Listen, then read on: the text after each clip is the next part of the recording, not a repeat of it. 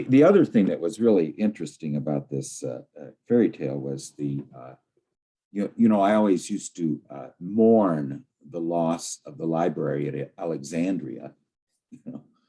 All these wonderful books there that are never, we won't ever know what was in them, but they weren't really books. They weren't printed books. They were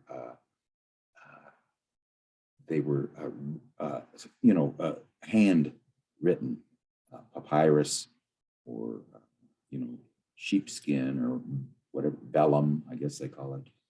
But the idea is this organic wisdom, of that we find in Qigong, but also that we found in the movements that she mentioned of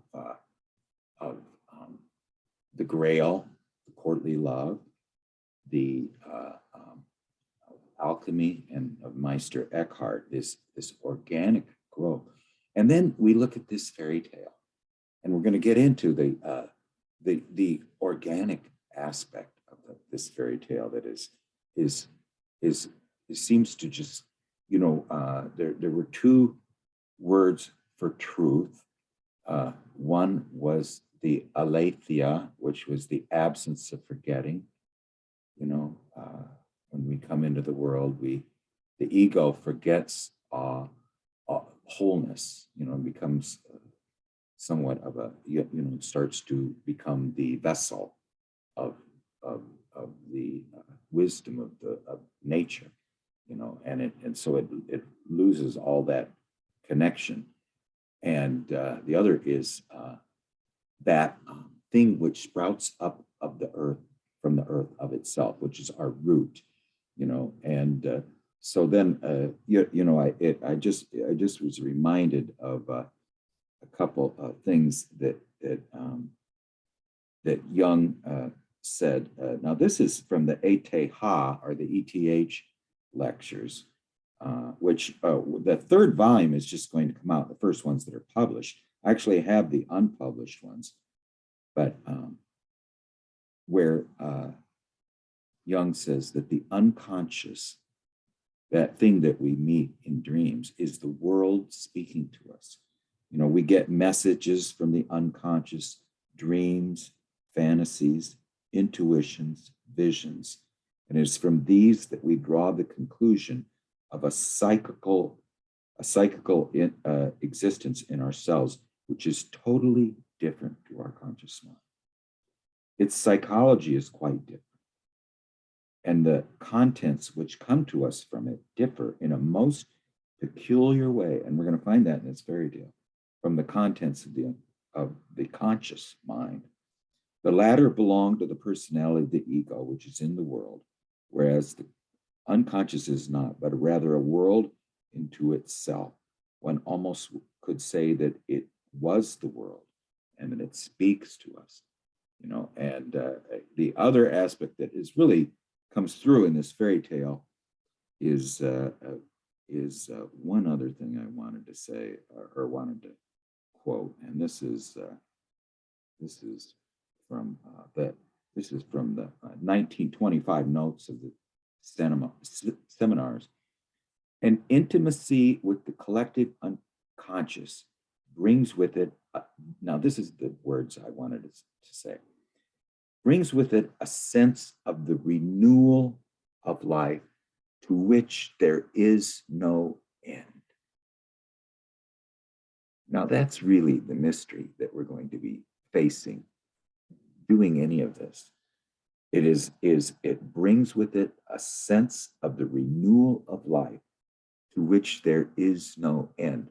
In Gerhard Adler's book, The Living Symbol, what comes up is the door, the gates of heaven never open up to us. And what Jung said, the goal is the journey. We're not going, the journey that we're taking is the real goal. So it comes down to us from the dim dawn of the world, and it continues on. And when we attain a complete realization of the self, with it comes a sense of the continuation of one's life through the ages. but it's this sense of a renewal to which there is no end. And anyway, I got that sense in this fairy tale, or in all of these fairy tales, and particularly the next one, which is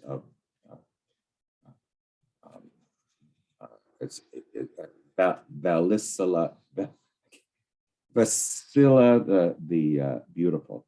Well, anyway, what I thought we would just review, because I kind of rushed through it last time, the the one sleeve that she had not got finished, the younger brother, she didn't get her swan shirt finished, so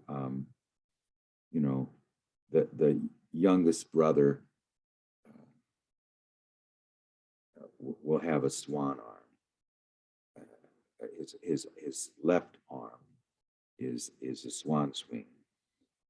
There's just some wonderful pictures of this. Wish we put them in earlier. Let me see if I can find this one here. Well, here is this one here. I guess he's got a. There's the little brother. There, his swan wing. And so and Goethe says about that, something of the heavens remains with us, awkward to carry. And so this now this is from von Franz, that she says, she mentions that the Atman, that divine spirit which never enters creation, in contrast to Brahman, who does. Brahman is this incarnation of Vishnu, who's who enters the dream of the universe that Vishnu dreams while he's sleeping on the cosmic serpent. And whenever Brahman, when something comes into his head, it suddenly appears before him: a giraffe, an elephant, a gazelle. And he's as surprised by it as anyone else. He didn't know it was coming either, but that's Brahman. But she says that Atman, the one that's out of creation, which would be, more similar to Vishnu in his dream, and Brahman are the same. Probably the ocean and the cosmic serpent have something to say too. Now it's symbolized, it's the Atman, by a swan hovering over the sea with one leg in and one leg out of the water. And if it pulls out the second leg, the world would cease to exist. So Maya, the illusion of the world, goes on because Atman does not pull out of the second leg. And so 3/4 of the brother is in the world, but one wing is in the other world. So now, had the left wing been finished and become an arm, there would have been no problems and no questions left over. So this remaining wing is like a religious question mark, which can never be integrated and should not be. For then everything will become far too clear, far too settled. Now, this is that aspect of this renewal that never comes to an end. There's always a downgoing and an upgoing. And, this comes again from that wonderful book by that Margaret Ostrowski Sachs did. Christian dogma brought immense advances in religious comprehensions. God becomes his own soul. God becomes his own soul. The word becomes flesh, it's incarnated. And man begins to awaken to this new reality within himself. But then a conflict appears. I am high, but I am also low. And on my right and left hand hang criminals. So it's this aspect of this spiritual question mark, one that is comes up. She says, if one knew everything about it, that would be the wasteland. There'd be no renewing spring. So when interpreting unconscious material, one has this kind of conscious about it, and they know that if they interpret it too superficially, they haven't gotten to the depth or essence. But even if they interpret it thoroughly, one comes to the point where it seems though that the fullest explanation has not been given. Even the best answer is never the whole. It's only relatively satisfactory. And so the archetypal basis must remain a mystery, which the best interpretations cannot solve. It has its wing in the other world and never can be quite pulled into this one. Heinrich Zimmer, who is this great Indologist, that was a friend of both Jung and Joseph Campbell, who died, I think he died in like 1942 of pneumonia when he was in New York. And when Jung, he was, I don't even think he was 50. And when Jung first met him at Eranos, he told, right after he shook his hand, he told Barbara Hanna, who was standing by him, he says, "He'll die young. He has child's hands." He has the hands of a child. But anyway, it's just sort of a little, he was channeling his mother, who was a psychic, and the Price work family, I guess. But anyway, Zimmer said, the best things cannot be told. The best things cannot be told because they transcend thought. The second best things are always misunderstood because those are the thoughts that are supposed to refer to that which can't be thought about. And so one gets stuck in those thoughts, dogma, And then the third best are what we actually talk about. So it's this aspect of that first, the best things are the swan wings that's left in the other world, So anyway, it's this spiritual question mark that remains, even if the full attempt has been made to bring it into consciousness. The secret content of the symbol never comes. So if we take the swans as the woman's animus, the six Swan brothers, it would mean that the animus also contains the element of being a mystery, a swan's wing in the other world. So something inexplicable, which is the secret of both the beauty of the animus and the awkwardness of the animus to the woman. So this last boy is a cripple with a silly swan's wing and only one hand with which to act. So the animus has only one hand with which to act. And the wing is something unsettled about the animus in woman, which belongs to the element of her being human. So at the end, the brothers and sisters kiss each other. The persecution of the mother-in-law is exposed. She's burned. And so she's this evil manifestation of the negative mother, the toad at the bottom of the well, and she's now removed. And the others, the six Swan brothers, the heroine and her husband, the king, live together and make 8, the symbol of totality. So anyway, that's the Swan brothers. So now we're going to move on to the story of the ravens, which have several differences. Instead of climbing a tree, the girl goes on a heavenly journey.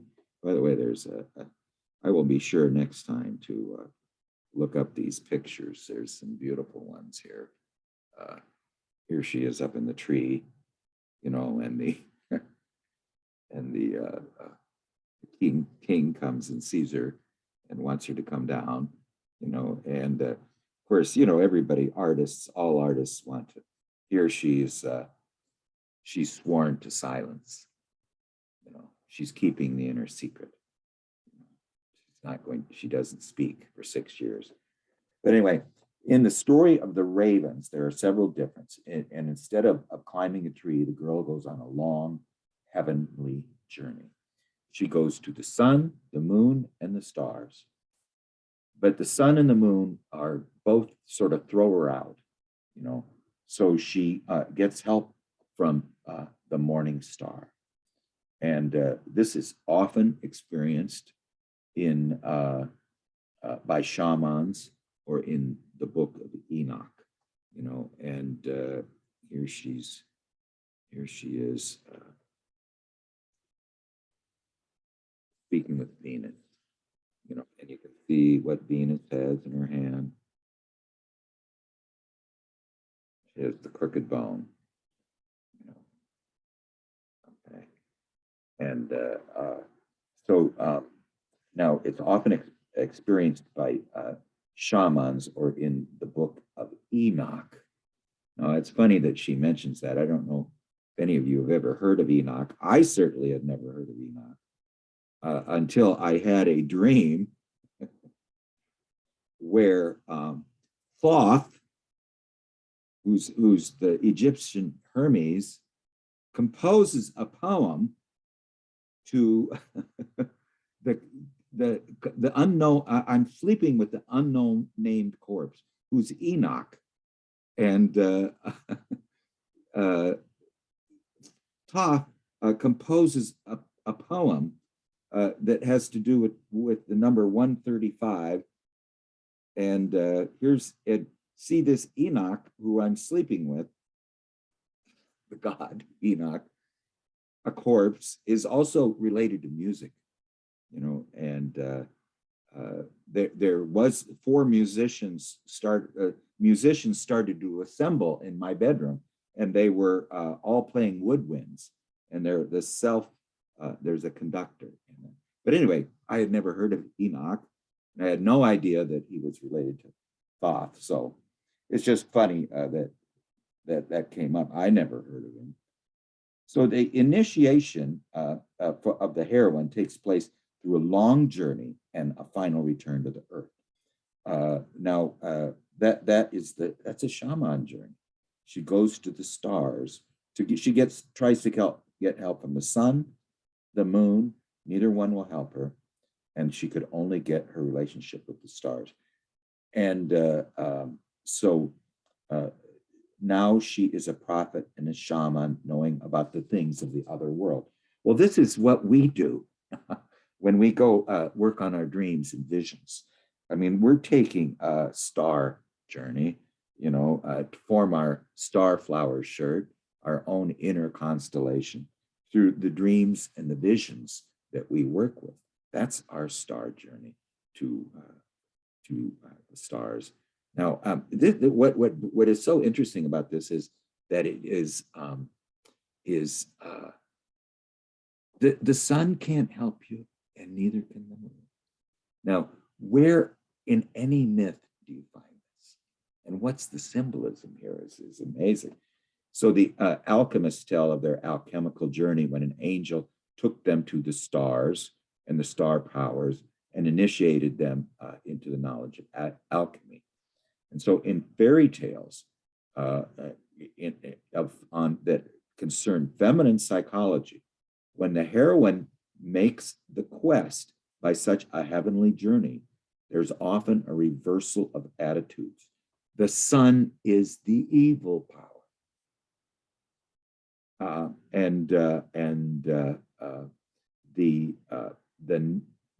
The moon is somewhat evil, and the night with its teeming stars is beneficial.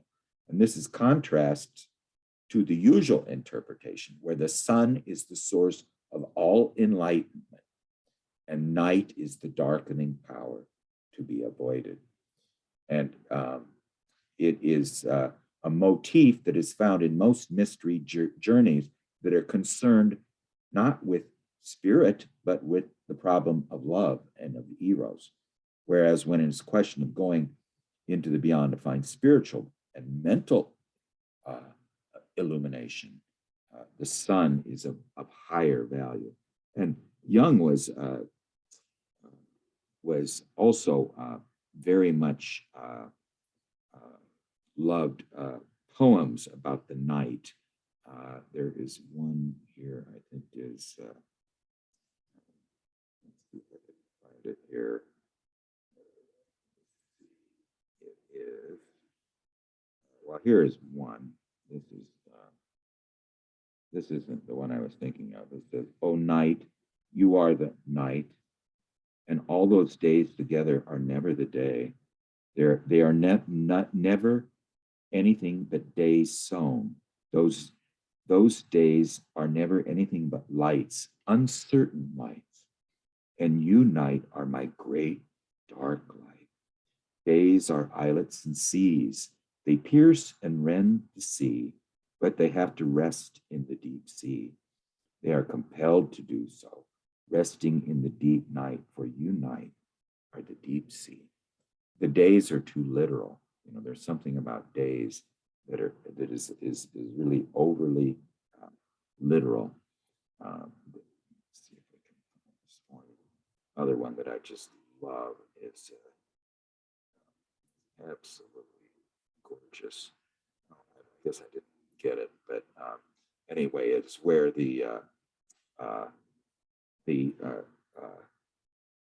here it is. I just found it here. And this is again, this is one of Young's favorite poets, Charles Pigou. I'm probably mispronouncing that, but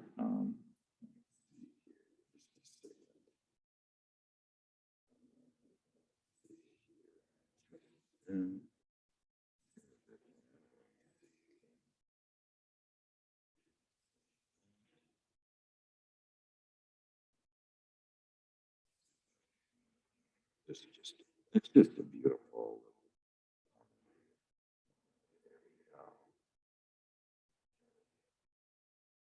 Reminds us of the wonder. Well, I'm just going to read it.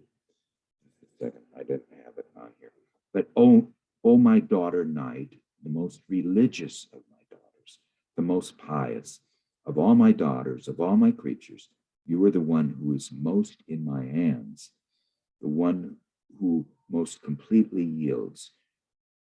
Night, you glorify me more in your sleep than your brother day glorifies me in work. Now that's just this aspect of the illumination that comes from night, which has to do with the mystery journey that concern with the problem of eros and love. Now the sun is the symbol of the Godhead. That's a word that Eckhart uses a lot, and Franz uses a lot. And you wonder, what's the difference between the Godhead and God? Well, the Godhead is the what of God, what it is. And and what we call God is a personification of a deeper mystery, which is the what, you know. And of the self. So the sun represents the self, the goal of the most positive symbol of the mystery of a man's enlightenment. But here and in many other initiations, it is reversed. And it's even down to the symbolism of Mozart's magic flute when the prince says to his bride, "Do not trust too much the sun or the moon. Come down with me into the darkness of night." You know, that's wonderful, the magic flute, which is, you know, this, I don't know if you've seen it, but the Empress of Night, someone said, you don't want to go to her kingdom, you know, but it's just a beautiful little, Mozart seemed to know what he was talking about here too. So darkness is the goal, and the sun is a destructive burning power to this girl. It's reminiscent of the motif of the girl without hands, where, remember, the king, they had to put the napkin over his face when he came to get her after her hands had been restored, you know, through that beautiful thing where she's, you know, her child falls into the stream, and this man says, pull him out. And she says, I don't have any hands. How can I pull him out? And he just repeats, pull him out. And so she reaches into the water and she grows hands. And so now she can pull her child, the growing thing within her out. So that was sort of the cure to her negative father figure, her negative mother figure. It was just through this reaching out to help herself. This is something Hillman says too, and is that and it was in that little thing we did on music therapy. Don't be the victim of your life. Be the conductor and the artist of it. And what Hillman used to say, he didn't really care too much about a person's. Well, he did, but he said it wasn't the most important thing. Was their biography. He says, how's that going to affect the next 5 minutes or the next 10 minutes or the next day? He says, you need to be the artist of life and not its victim.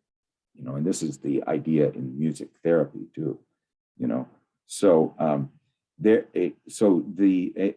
we saw in The Girl Without Hands that consciousness is destructive to certain psychic processes, and its most beneficent power for this girl and for the one girl without hands is this journey to the morning star.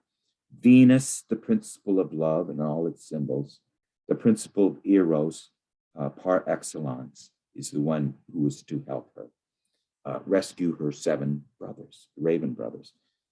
And there are problems which cannot be solved by pulling them into consciousness, but only by following one's own feeling. Okay. Now, feeling, it means it's a very ambiguous word. Another word for the feeling function is the valuation function. What is our highest value? Okay. What is the priority here? What is the focus? If your feeling function is the most important, what's most important to you is what is the highest priority to you. It doesn't have anything to do with emotion. It has to do with your highest priority. Where a thinking function person, is he concerned with his highest priority? I mean, what he's doing is trying to construct abstract things that are far away and will never ever be in life, and so he's very abstract. But for the feminine energy, it doesn't have anything to do with women, but the feminine energy always has to do with the near at hand and what is the highest priority, and only by following her feeling that what she is the most important to her, and that is most essential to her, can the process of individuation proceed. And that can't come through the sun, and it can't come through the moon. It can only come through the morning star, through Venus, And so Venus gives the girl a crooked bone with which to unlock the glass castle where the 7 ravens are imprisoned. And it's this very important symbol, the crooked bone, because it's the wishbone in the chicken. And the one who gets the bigger end has the wish, and it must never be disclosed. Well, what would you wish for?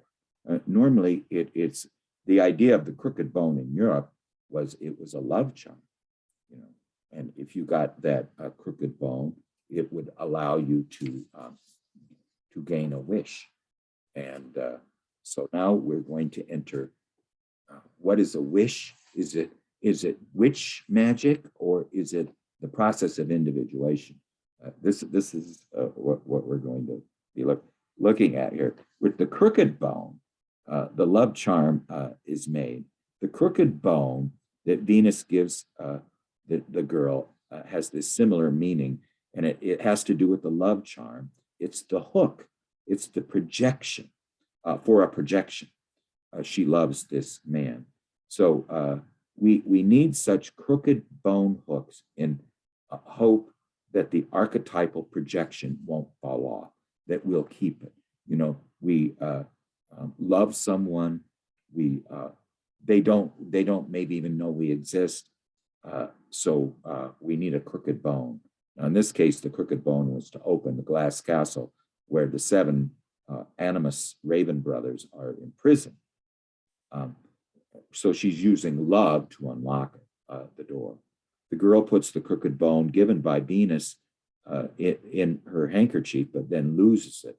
And then after some hesitation, she cuts off her little finger and uses that for the key to open the door to the glass castle. Now, if you look at most of the pictures of the girl opening the lock, she doesn't she opens it with her little finger. You know, she doesn't open it with the she doesn't cut off her little finger, you know, which is very important. There's another picture here of that, which is sort of, I mean, it seems like everybody got the point here. Let's see. Yeah, here it is again. Yeah, she's using her finger. Now, in this case, her finger is bleeding.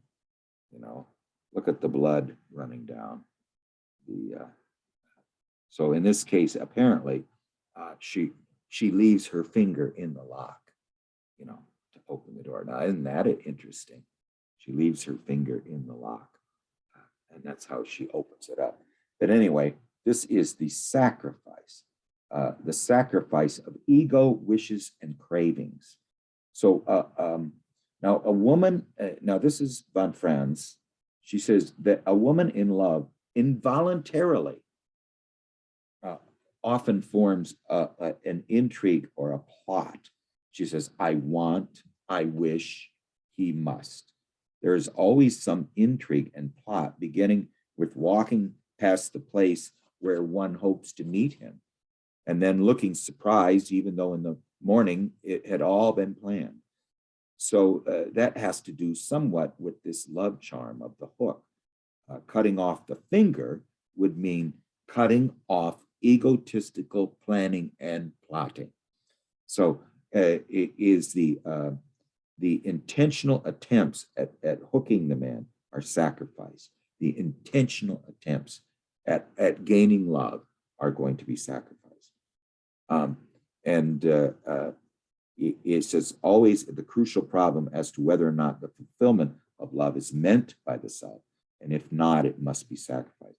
Now, she mentions in chiromancy, the little finger is the one that is Mercury, is ruled by Mercury. And so it would be the sacrifice of mercurial planning or plotting, or the ego use of it, the cleverness of the ego use of plotting and planning that's a witch magic.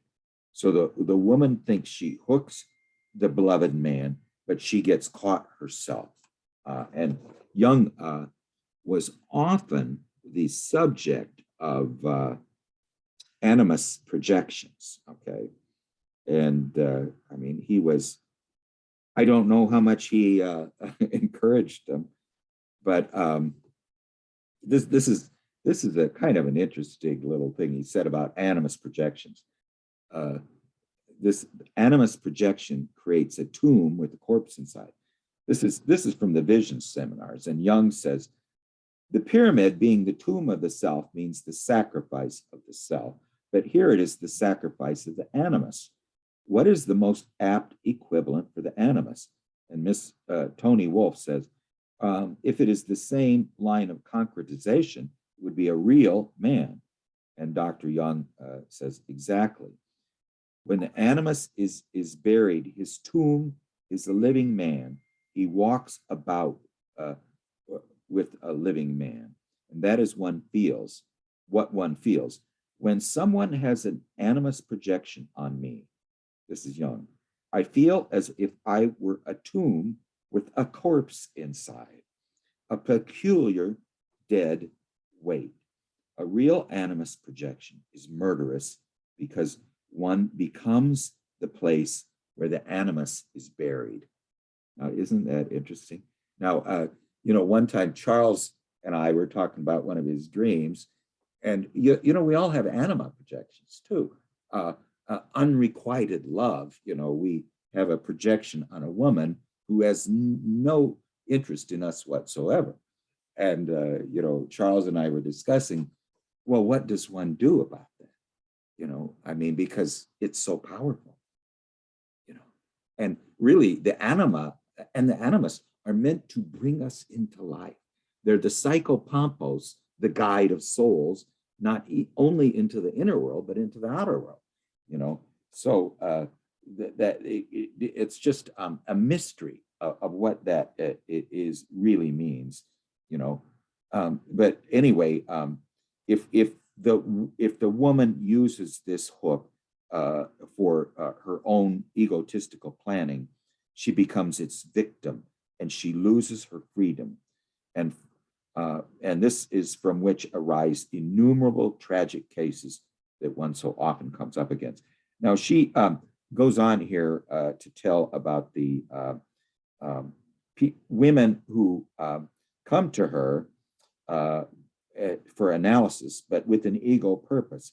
They are interested in a particular man who they've tried successfully to bond or become connected with, but she hasn't, because she concludes because she's too neurotic. So then the devil tells her that if she was all right herself, then she could do it. So she comes to see Franz, and she comes in with to analysis with this clever mercurial plan, so she could be able to hook this man that she's got her eye on more efficiently. And if the plan fails, she just throws it all away and leaves analysis and confesses her ego plan has failed. So that's this dangerous corner of feminine psychology in the process of individuation.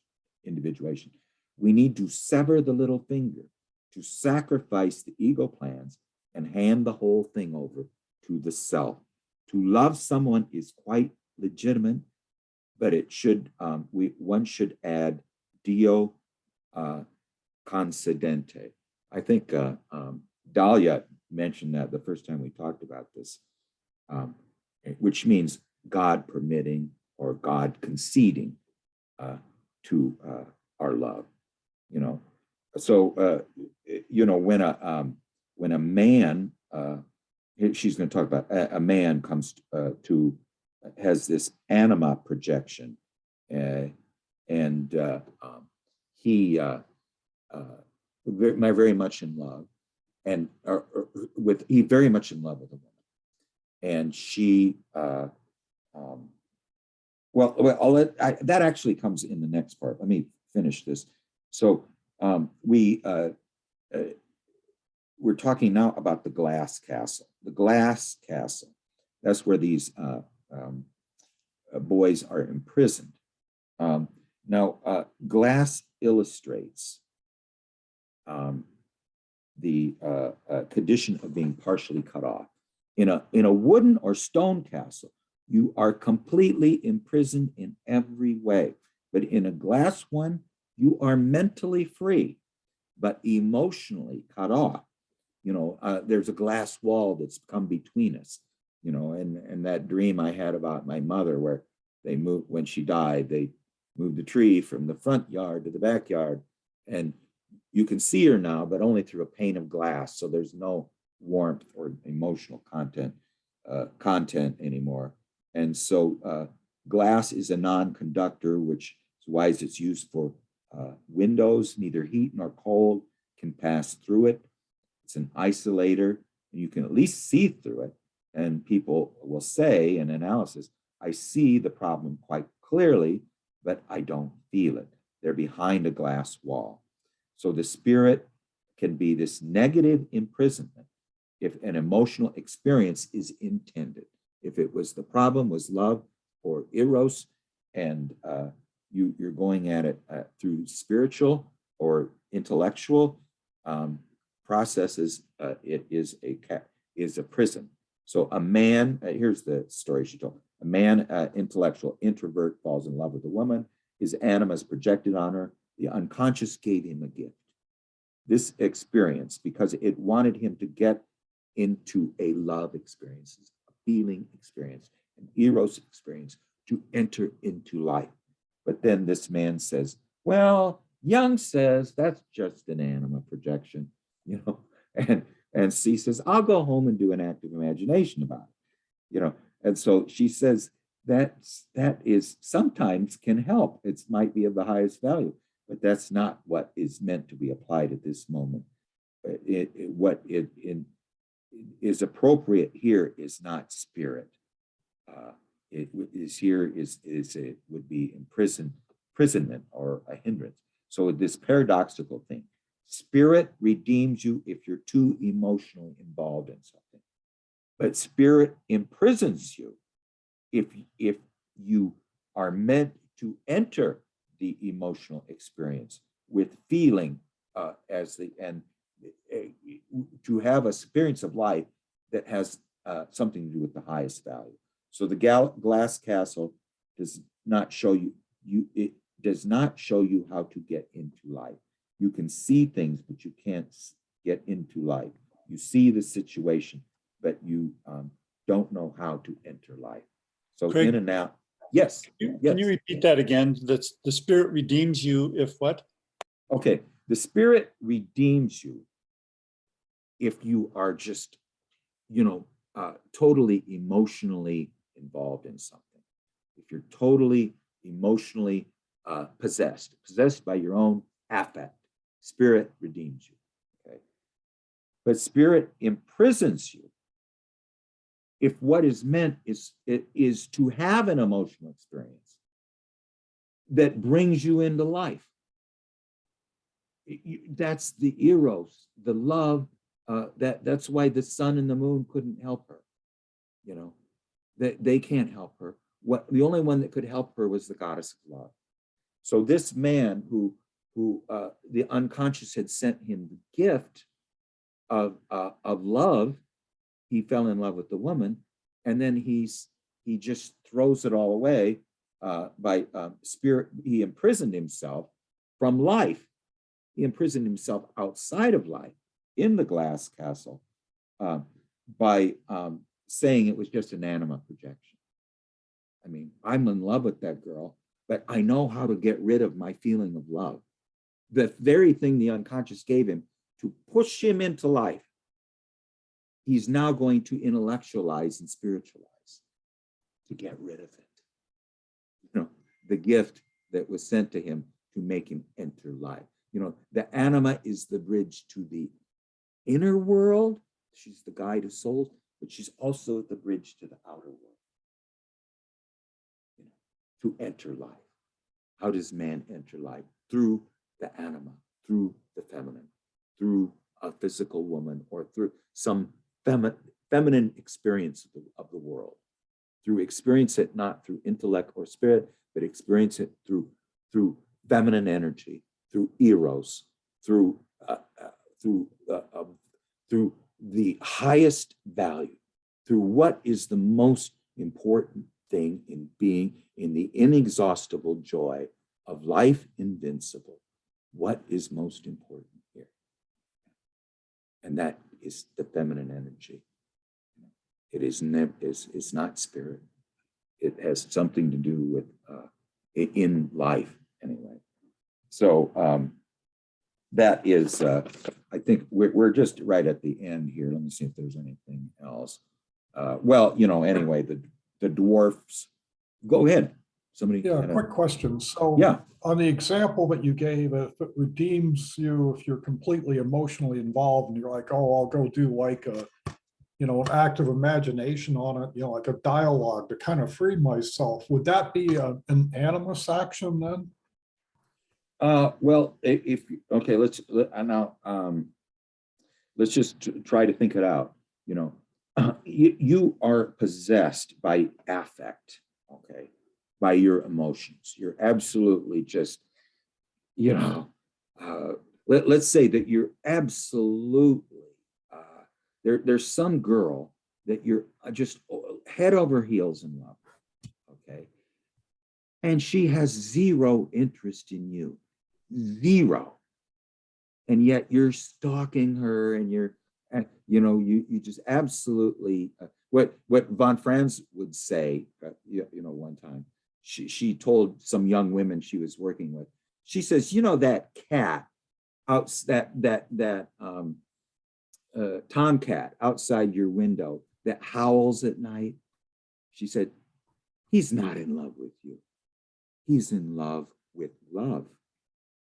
He's not in love with you as the person. Now, remember what Jung said about a man, by him, when he felt the animus projection on him, he said he felt like a corpse inside his own body.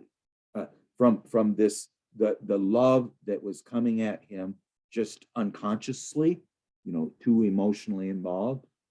And he had no idea who this woman was, or it works either way, So I've got this anima projection on Marilyn Monroe, and I walk up to her. I actually had this happen one time. I had actually an anima projection on a girl named Suzy Roche. She was a member of this group called the Roches, and I met her in person one time, and I just told her, I said, I just like some, just silly, and she totally popped my bubble, or my balloon, But anyway, Gary, can you go on, and we'll just go into the questions now. Go ahead.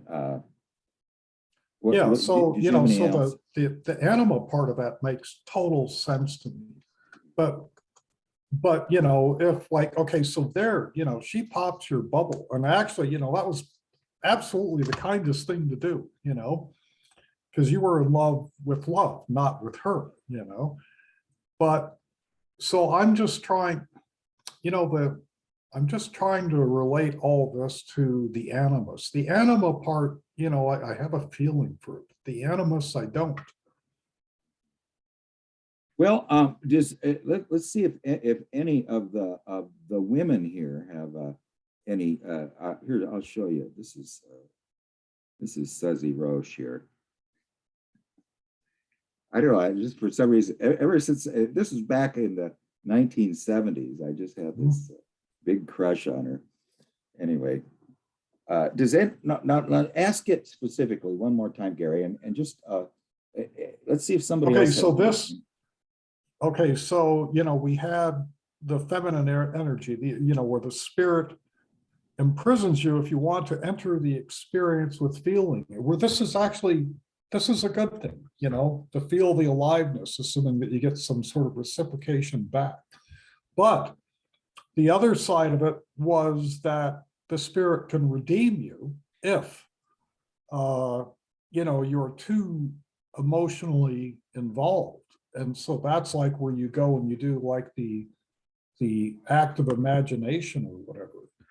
And I'm trying to understand how that relates to the animus. Well, let's just refresh ourselves with what Jung said about when the animus projection was on him.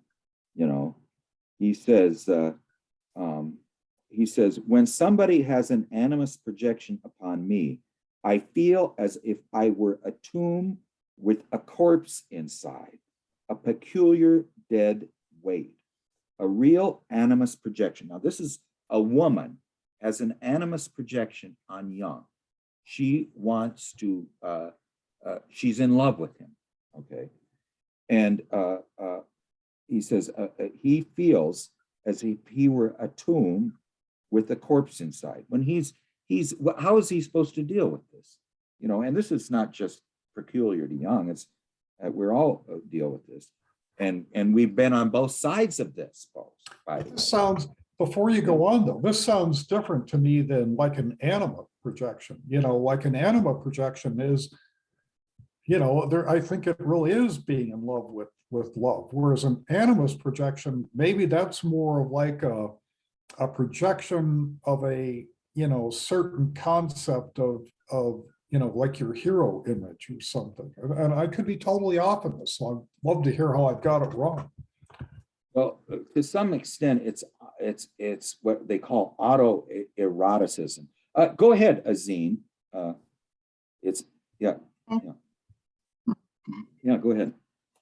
So I'm totally confused. I have to think about it. But what I know is that Jung didn't mean it is about animus projection. As you said, both anima and animus, they make us, they animate us, they enliven us, So when the theory of anima and animus is that when you project your inner man or woman onto somebody, onto an outer subject, you're actually, it has benefits because there's no other way that you could see your anima and animus because they're deep down in the shadow. So the projection helps you to see, to get a glance of what my animus looks like. But what they suggest is that we withdraw the projection. Like you see the features that is projected onto a man and you start leaving these features. That's how you, that's exactly what you shouldn't do. Like you're projecting the animus onto a man. So you're cutting the veins, like you're killing the animus, right? So you withdraw it and you start living it. And the theory is that if both sides, the couple, both of them, they start withdrawing the projection goes to another level, to a deeper level. So they will start to project other faces of the anima and animus.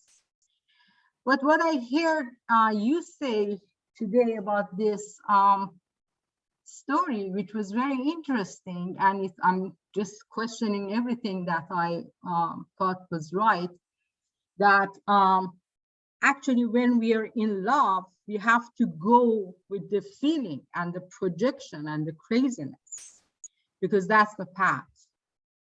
But I don't think many Jungians believe in that. Especially those who believe in the theory of anima and animus, they always suggest that you withdraw the projection, because the craziness is not going to help you. The craziness is just the whole a lot of unconscious material flooding out of your system, and you're clueless. Your ego is overwhelmed. And it usually doesn't end up well. No, But, that's what, pardon me? what Joseph Campbell says, that after you marry this projection, you're soon disillusioned. Yeah. He says, so now you've got two choices. He says, one is to have compassion for her and to try to get to know this person that you used to have on the pedestal. And the other one is to say, I withdraw my projection and I reject you. And no, this withdrawal is not divorce. Withdrawal is not necessarily rejecting that person. No, well, I mean, it's he's ownership saying that of the qualities. It's the ownership of your own anima and animus that has been projected on that person. So it happens with both men and women. It's not just animus, because as I remember, if I remember well, Jung was asked, if a woman is projecting her animus onto you, what would you feel? But it doesn't mean that women doesn't feel like that. The difference between men and women is that because logos is more active in men on first level, not in the anima animus level, but in first level of male form, the logos is more active. So men understand, somehow they get that this is a projection. And usually because the projection is about the hero, the women project the hero face of animus on a man, they somehow are resilient to it. So they don't want the projection to that level. But women because they are mysterious and they're about eros, they go with the projection. They let the man put them on the pedestal and worship them, you know. And at some point, usually it's very abrupt and sharp, and men just quit projecting their animal on a woman in a minute. They But, can dump, well, that's what Campbell says. You can either show human compassion. That's also what Jung said, that he felt like a tomb with a corpse inside with the animus projection. He says, once you found that this beautiful woman is not what your projection told you she was, you can either show compassion for her and go on with it, or you can dump her, you know, and find someone else. I don't like the compassion here because it's not love anymore. No, it's a kind of it's not human. Yeah. Well, let's hear. I don't know if we have to, when we are in love. I mean, love is an experience. It's a human experience. No matter how we try to explain the dynamism. Even Jung says, I said all this stuff about love, but you really, really don't know what it is. So we call it projection and stuff, but there is mystery and there's a lot of energy. And as you said, it's something divine, or a kind of interference with the other higher energies involved. You don't decide who you love. So it's an experience. So sometimes I think we have to go with the emotion and experience it. But Jungians, what they say is that you have to start withdrawing the projection. I don't know. Let's hear what the other people have to say, because this is, to me, it's a great mystery. Gary, I don't really have the answer. Maybe somebody else does. Well, Charles, I'll chime in on that. Talked about this. Yeah, go ahead, Tim. It seems to me that in the work I've been doing, it's helpful to sort of do both at once. And it's helpful for me to think about the alchemical principle of the circumambulatio. So, you know, circling around the subject rather than just coming together like this, which is our tendency is just to find the object in the other and then grab onto them. And in this circumambulatio, what you're doing is creating a circular motion so that you don't come together directly, but you engage the projection of the other person. And so you're mutually discovering what that energy is about. So if you withdraw the projection entirely, then your interest disappears. You figure, well, you know, she's not the goddess I thought she was, or something like that.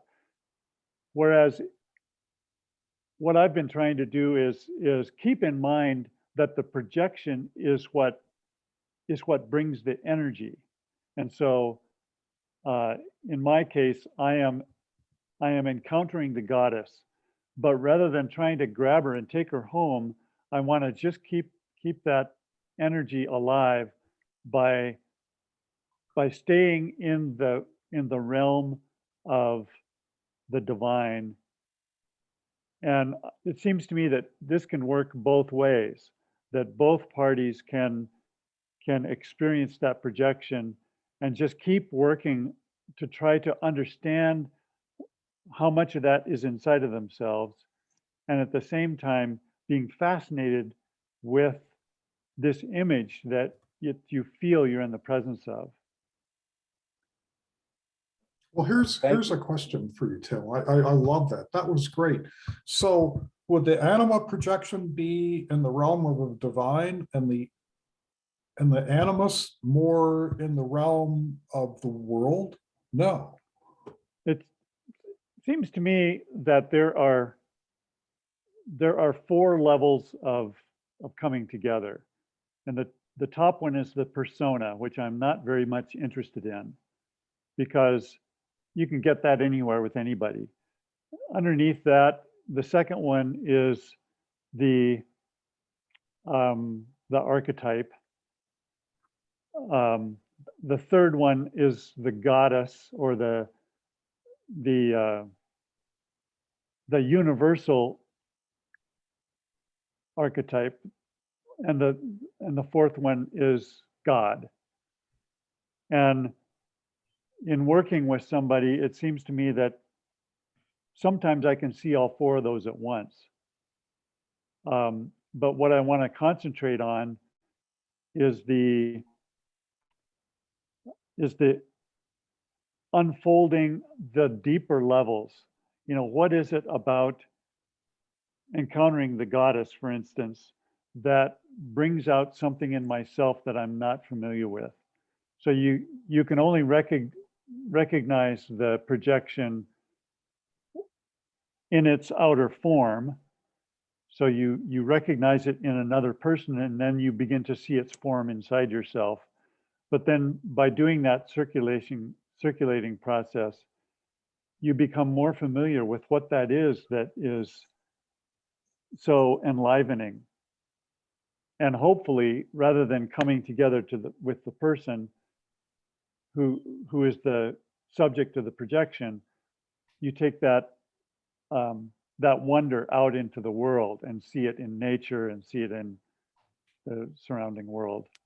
That's really beautiful, Tim. I've got another follow-on question though. So, I mean, because to me, this sounds like an act of imagination that you're doing while, you know, you have someone modeling for you. And so when you're, is that correct? And are you engaging them in discussion during this, or is it more like you're just doing this with the feeling sense?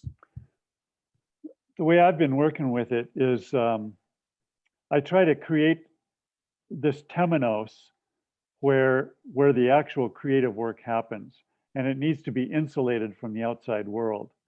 And so I will meet with a model and talk to him about what we're going to do, and then do a bunch of rituals to create the temenos, and we'll say, okay, this is going to be 90 minutes.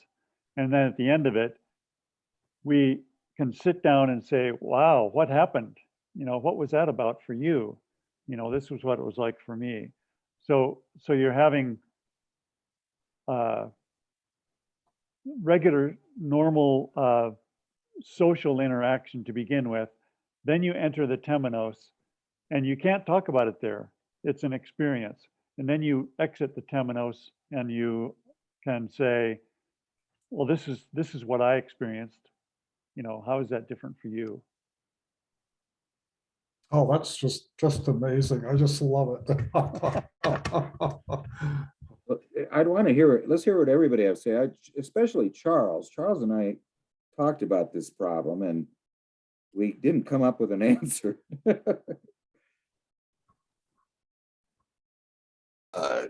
Yeah, well, one thing that, you know, I'm pretty sure I've heard of this or seen it before, but if I'm not mistaken, sometimes a woman will have an animus projection on a man, and she's like instantly, I hate him, and I'm extraordinarily irritated by him.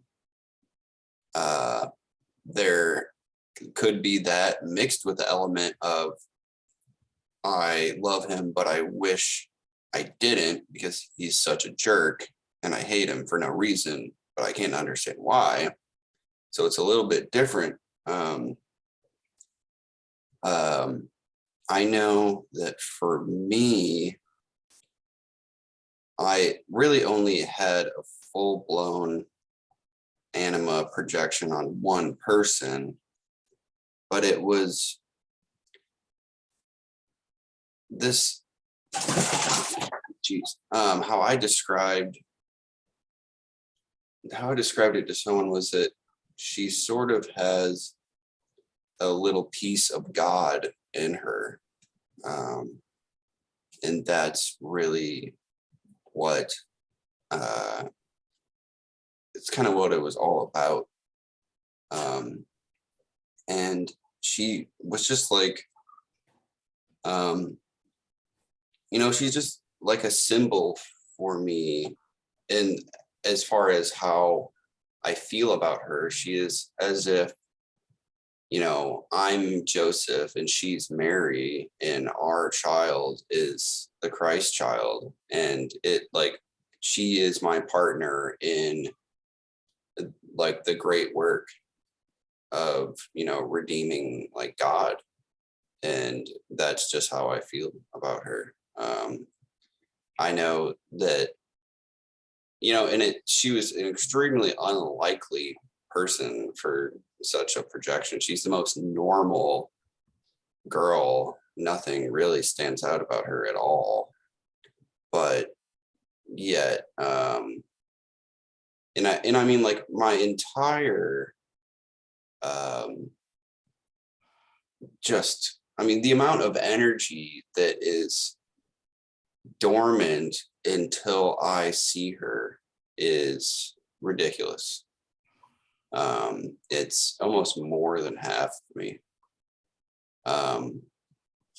But yeah, just to point out that a difference between the anima and animus projections, I don't know if I've ever had. I mean, sometimes the animus projection can have like negative, irritating qualities to it too, if I'm not mistaken.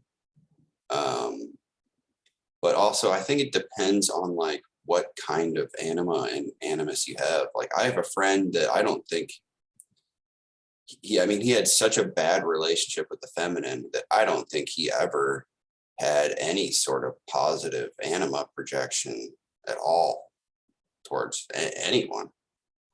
But yeah, that's just what I would point out. Let's hear everybody, but let me just tell you one thing.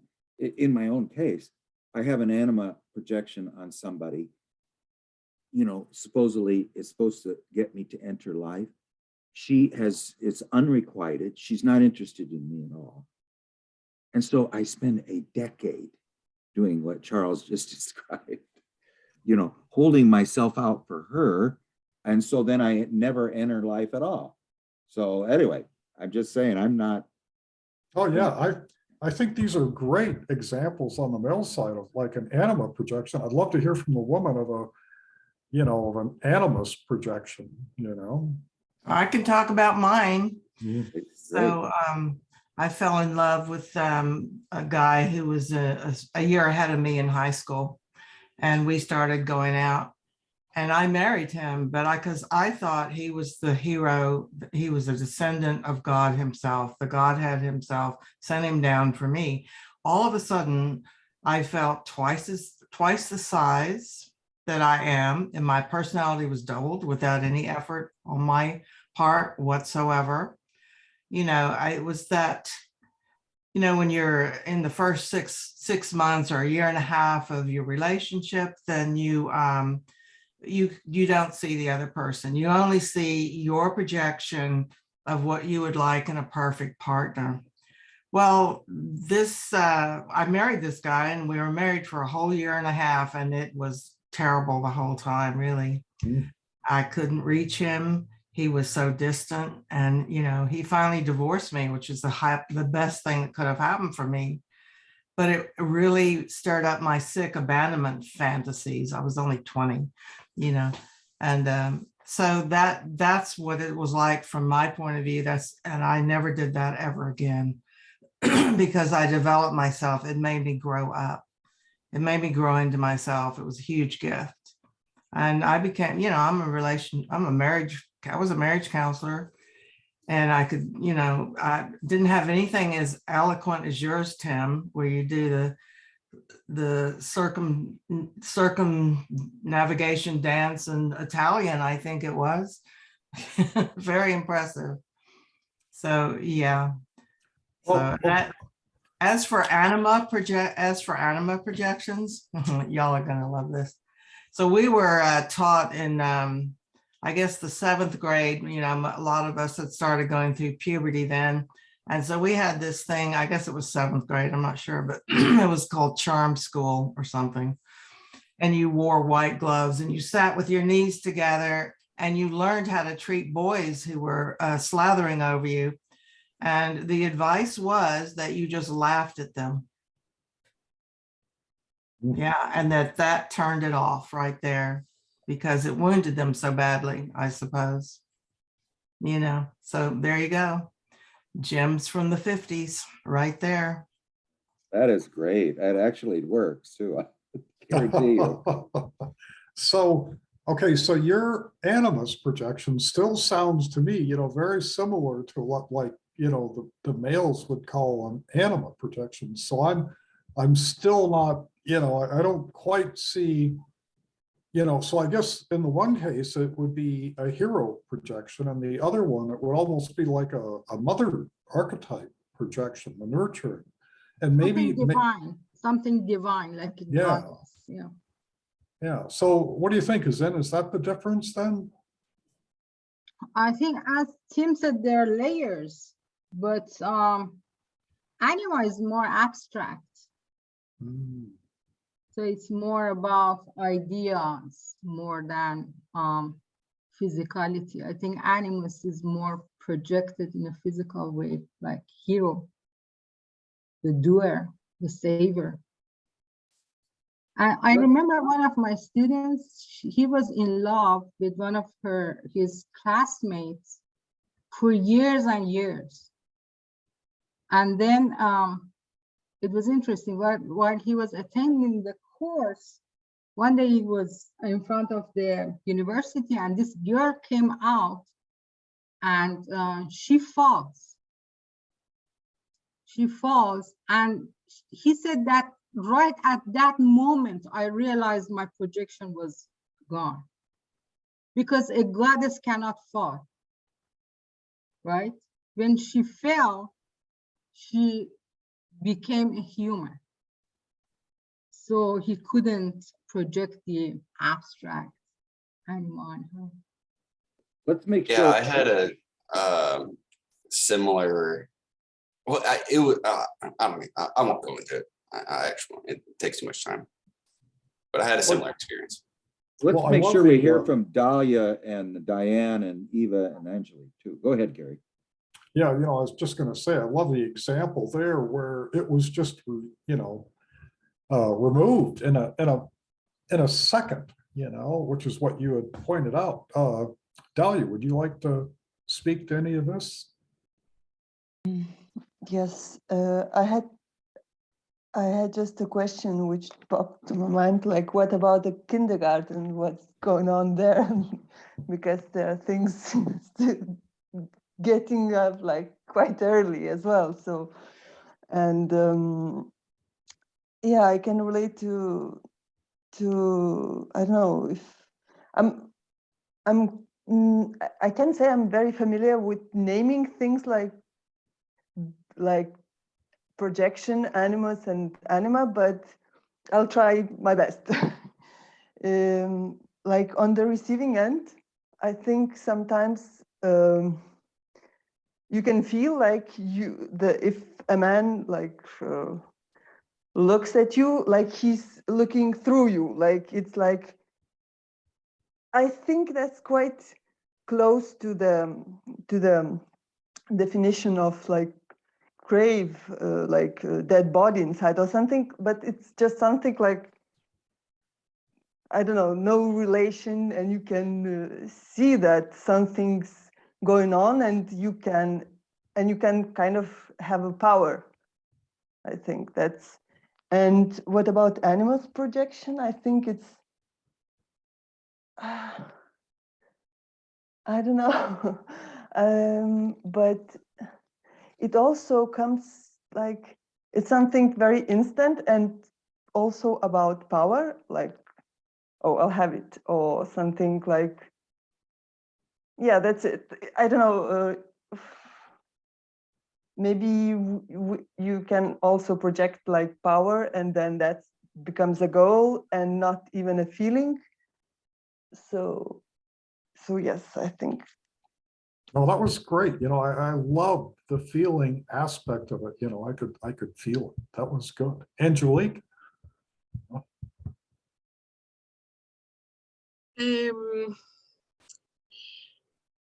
In ancient Greek, Euripides wrote a tragedy that is called Hippolytus. In that, Aphrodite, in that, Hippolytus falls, well, his stepmother falls in love with him.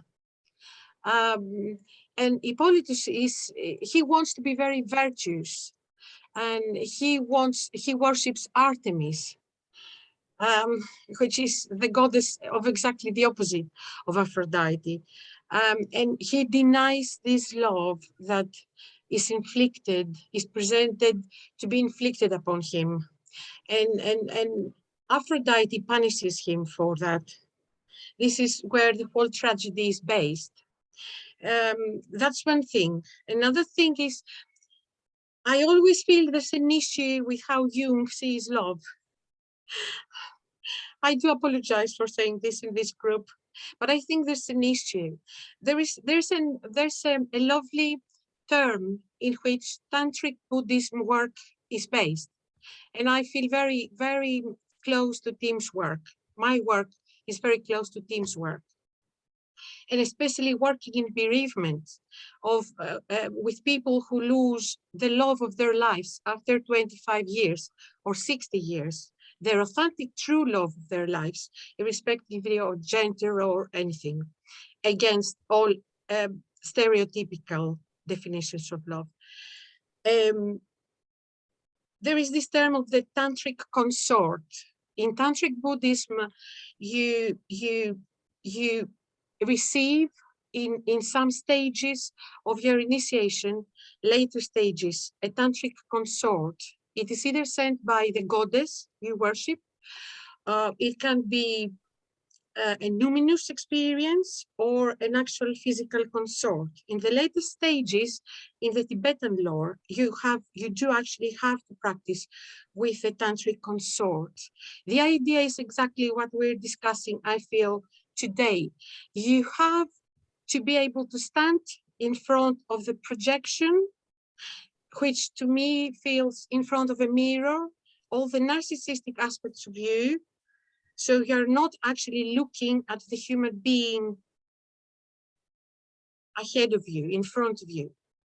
And at the same time, while holding these, which is the reflection of all your issues and all your darkness, if you like, or all your light, all your godliness, at the same time you are working through this mirror to a glass that is gradually melting through the inner fire that you are both working with. So this is a mirror which gradually supposed, that's my understanding from my teachers, which is gradually supposed to turn into glass. And chemically speaking, following Gerard Dorn rather and Remo Roth, the people who disagreed with Jung, because Jung interpreted through his Christian Protestantism and his loving to shape his father's work, along with the occult feminine of his mother. He really honored both in his life, and this is to his honor. At the same time, you are working through this mirror to become a glass, and then you are working gradually with the intimacy of another human being who does not have any similarity with you in the world, who is a totally authentic other human being, equally fragile, equally godly, but very different. And this is the pure otherness. So you are working together with your inner fires to melt even the glass, to really meet. So I cannot, this is the place where I stop being Jungian. So this is the place where I start betraying you, because reading what happened with Tony Wolff and reading parts of the Red Book, a little bit in the Black Books, because have access yet to the black books, but parts of the black books and a great deal of the red books seem to imply that there was a point in which Jung's soul considered any other woman as impossible, as an antagonist. I have discussed with a number of Jungians on this. Jung's soul in the red book says, she cannot replace me. She will never replace me. I am your soul.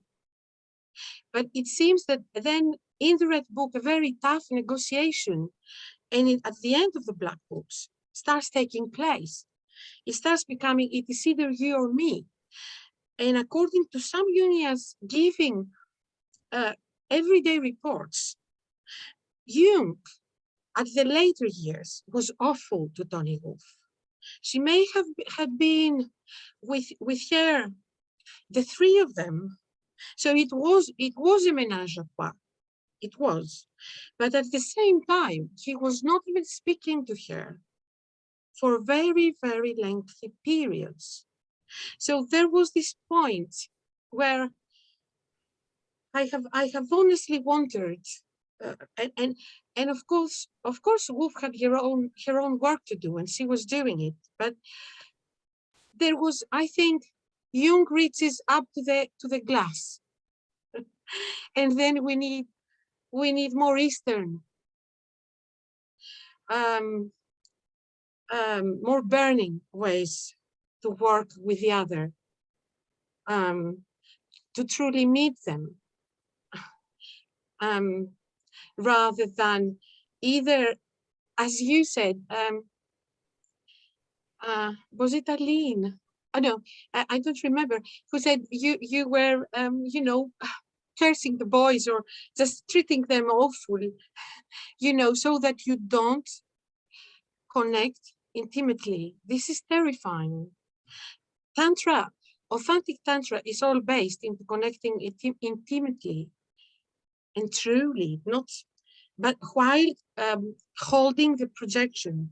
So holding both, as Tim said, which is terrifying, and it can also be very risky for one's mental health. This is why there are rituals for this to take place, very strict ones, because in ancient temples, women were sacred prostitutes, not in an abstract way. The meaning was supposed to be to take people to the connection through another with God. So there's a problem there. Do you need another to reach God? That's the sacred family. Do you not need another to reach God? Because God is what Orthodox or Catholicism says. In my mind depends which one of where we more deeply stand, each one of us. Thank you. Wow, just beautiful. You know, and I think what you described is it's kind of like the circumambulation that Tim was talking about, you know, the meeting, and it's, you know, whereas if you just look at, you know, what Jung did, you really wonder if he took it the entire way, if he, you know, with maybe the dialoguing through it. So that would be great to get a presentation sometime. Azin, you've got your hand up. I have a question. I really didn't quite understand what your critique was on Jung, Angelique, because he was in Red Book and Black Book, he is reporting his own journey. And that doesn't necessarily mean that this is the way it should be for everybody. Like I can imagine a state of mind that you cannot anymore project this idea of animus that you have grown into understanding. There's practically no outer subject to be able to hold the projection. That doesn't mean that Jung's attitude was too abstract and just forget about the real life experience. Also, about Toni Wolff, when I first read that Jung didn't attend her funeral, I was shocked. Like, what? You don't even go to the funeral? And then I read that he was overwhelmed by emotions. He couldn't deal with it. He was in so much pain. So I cannot say that if you don't want to talk to someone, right now, I am in this process myself. When you're not talking to somebody, doesn't mean that the love is not there or you're not in pain. It's just a kind of protection because you don't want to go insane, right? So we really don't know what happened in this private relationship between them. But anyways, I don't think it describes the theory. He was a person. He tried to make it up to her through her sister because she died so unexpectedly. Yeah. But her sister wasn't buying it. Her sister was very bitter about Jung's, those final years. But he did do this memorial for her, right after. That's her in the bottom. And this is a ginkgo leaf, and she falls off. And it was, she's the sorrow mystica, and these Chinese symbols. But yeah, definitely those last years. But I mean, he was she died in 52 or 53, yeah. I think. And then Emma died in 55. Emma Young went to Toni Wolff's funeral. Young was actually ill, is what I heard. But people said that they'd never seen her happier than at Toni Wolff's funeral for some reason. I mean, it was just, I don't know. Yeah, it's not, but the whole idea was she was his, what you said, Angelique, his hetera, his sorrow mystica. And she sort of recognized that role. But, she was bitter too, but she didn't get the recognition for a number of ideas that Jung came out with. I mean, yeah. She didn't like alchemy, so when Jung moved into alchemy, they kind of broke off a little bit, but I don't know. We should listen to.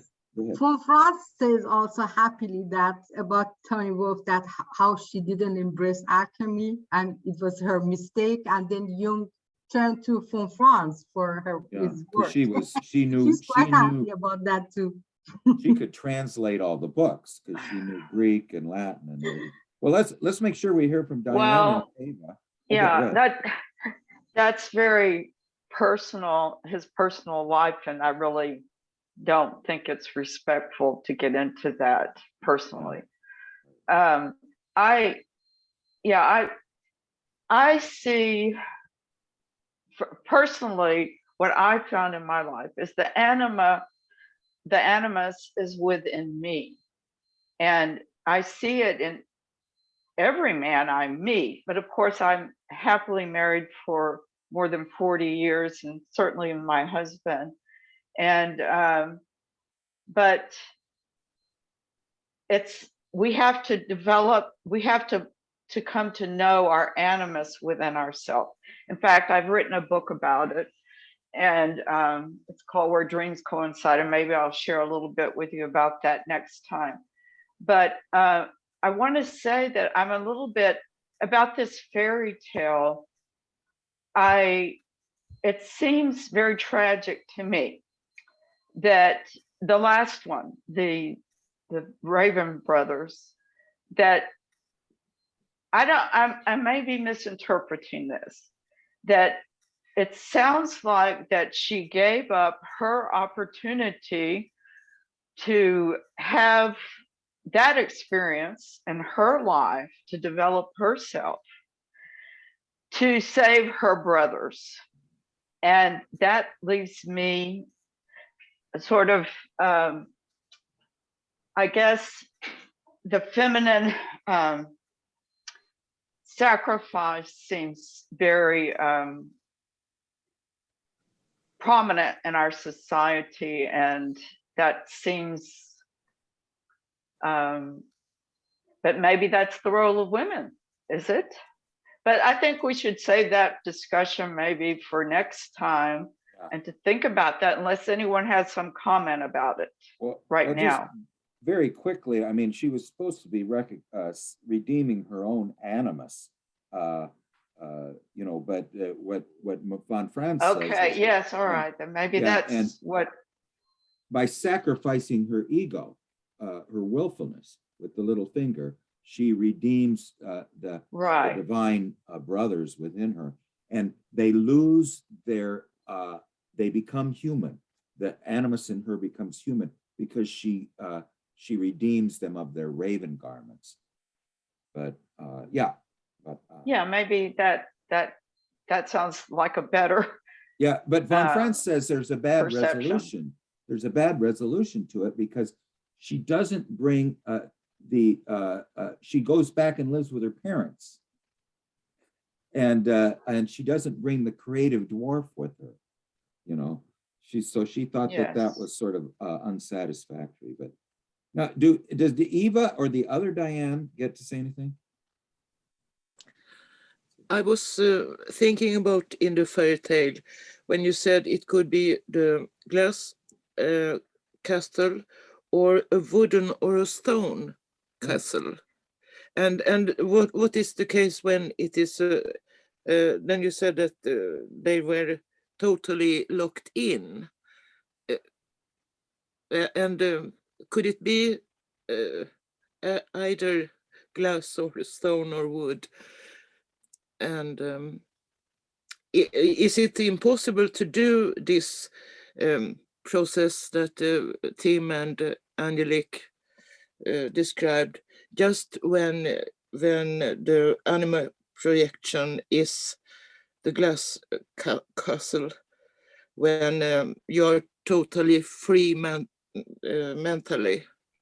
Yeah, you're free mentally, but you can't act out in the world. So the idea is the mental, the spiritual creates the prison. This mental field is creating your prison, you know. Yes, I understand, but could the animal projection also be in a stone or a wooden castle?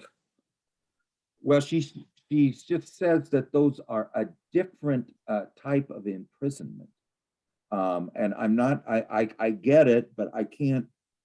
I can't really jump on what exactly the differentiation is. But is it maybe when you are totally locked in the projection, as Tim said?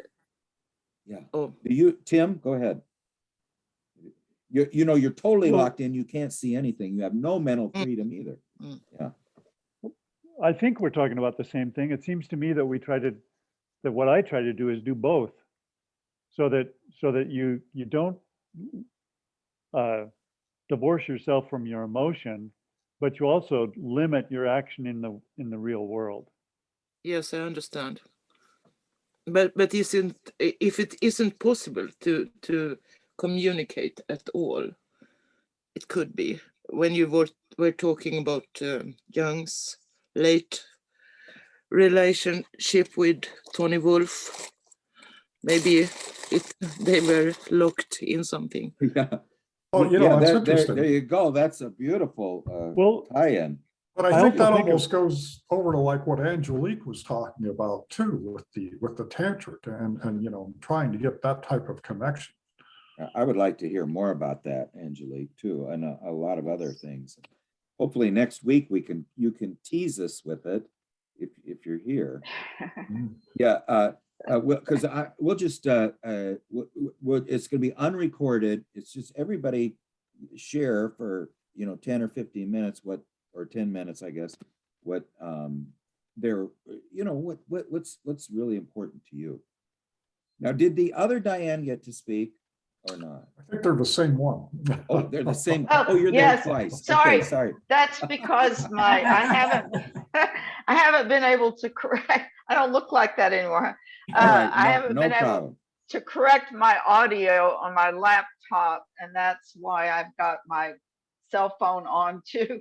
Sorry Well, you about look, that. there's two Craigs too, so. Well, I okay, think- okay. I think we should all have two personalities here. Yes. Okay. Well, I think this was a wonderful discussion. Now, next time, we'll just, I mean, maybe we can just quickly summarize the fairy tale, but then we'll just go in for the next one. But then we'll just, everybody get 10 minutes. Just tell us what your ultimate concerns are, you know, what's most important to you, and it'll be unrecorded. So anyway, thank you, everybody. This was, can I say one more thing? yeah, I just don't feel quite satisfied about the conclusion of this fairy tale still. And Right. I mean, maybe we can talk about it a little bit more. Yes, well, we definitely will, because Franz also- didn't like it either.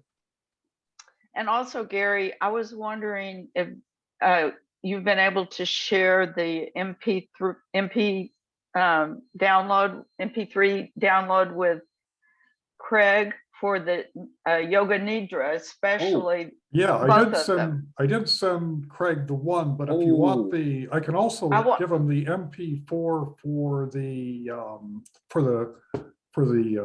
Qigong, you know, the Qigong, if you want as well. Yeah, that'd be You great, did but send I them. wanted both Yoga Nidras. Where is it? I didn't Okay. see it, sorry. I'll send it to you. And by the way, Okay, and Angelique, I do have the black books in a PDF I can send you. So I'll send you that too. wow. Yeah, Oh, That'd and- be and- lovely.